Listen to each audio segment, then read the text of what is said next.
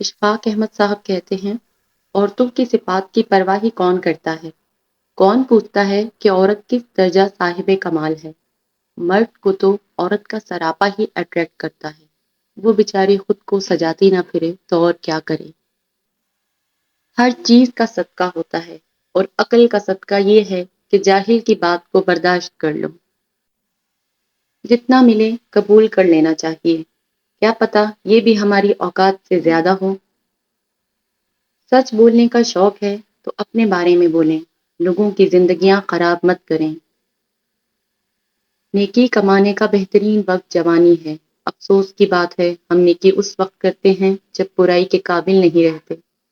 تنقید کے لیے علم کا ہونا ضروری ہے، جبکہ نکتہ چینی کے لیے جہالت کا ہونا کافی ہے۔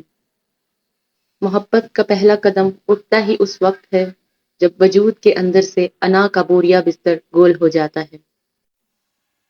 اللہ کے دیے ہوئے میں سے دیا کرو، تم نے کون سا اپنے پلے سے دینا تھا؟